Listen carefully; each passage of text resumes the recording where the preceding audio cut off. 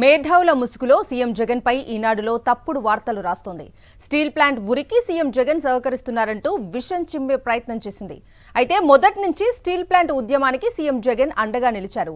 Steel plant ప్రైవేటీకరణ ఆపాలని ప్రధాని మోదీకి 2 సార్లు లేఖ కూడా రాశారు సీఎం జగన్. అంతేకాదు ప్రైవేటీకరణకు వ్యతిరేకంగా అసెంబ్లీ ఏకగ్రీవంగా తీర్మానం కూడా చేసింది.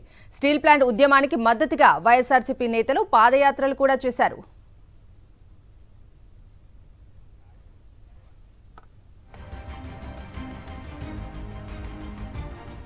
పూర్తి అప్డేట్స్ ని మా ప్రతినిధి నాయుడు లైవ్ లో అందిస్తారు. నాయుడు,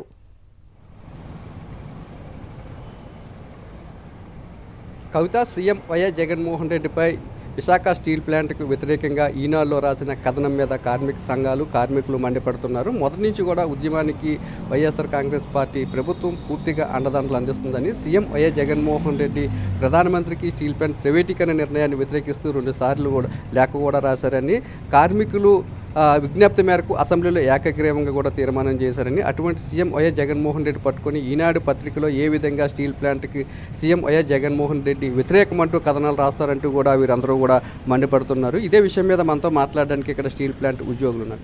సార్ చెప్పండి సార్, ఈనాడులో రాసిన కథనాన్ని ఏ విధంగా చూస్తారు? మొదటి నుంచి YSR Congress party steel plant ఉద్యమానికి ఏ విధంగా ఉంది? నేను స్టీల్ ప్లాంట్ ఉద్యోగిగా, నా పేరు చిత్రాడ వెంకటరమణ.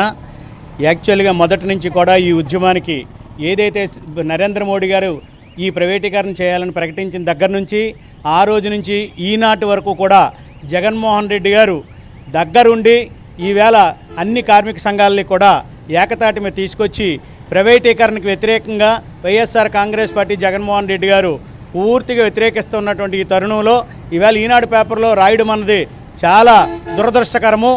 కేవలము రేపు ఎన్నికలు దృష్టిలో పెట్టుకొని కేవలము వైఎస్ఆర్ కాంగ్రెస్ పార్టీని జగన్మోహన్ రెడ్డిని బ్యాడ్ చేయాలనే ఉద్దేశంతో ఈ విధంగా వ్యవహరిస్తున్నారు. రానున్నటువంటి రోజుల్లో ఈ ముసుగులన్నీ ఎన్నికల దగ్గర పడుతున్న త్వరలో బీజేపీ, తెలుగుదేశం, జనసేన పార్టీలు కలిసి పోటీ చేసినప్పుడు ఇవన్నీ తొలగిపోతాయి. ప్రస్తుతము జగన్మోహన్ రెడ్డి గారి ప్రభుత్వమే లేకపోతే ఈ స్టీల్ ప్లాంట్ ఎప్పుడో అమ్మేసి ఉండేవారు. ఆయన ఉండబట్టిగా ఈ రోజుకి కూడా ఈ ఉద్యమం ఇలా నడుస్తూ ఉన్నది. మరి గతంలో కూడా స్వర్గీయ రాజశేఖర రెడ్డి గారు ఈ స్టీల్ ప్లాంట్ కోసం నిర్వాసితుల కోసం 50% రిజర్వేషను, ఈవేళ కేవలం 3,000 మందికి కాంట్రాక్ట్ లేబర్కి మరొక 3,000 మందికి పర్మనెంట్ ఉద్యోగాలు ఇప్పించినటువంటి ఘనత రాజశేఖర రెడ్డి గారికి దక్కుతుంది. కాబట్టి ఆయన తనయుడు జగన్మోహన్ రెడ్డి గారు స్టీల్ ప్లాంట్ని కాపాడుతాడని పూర్తి విశ్వాసం మాకుంది.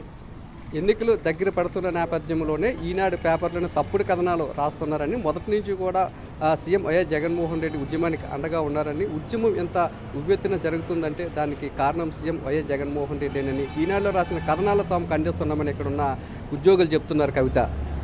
Okay Naidu, thank you.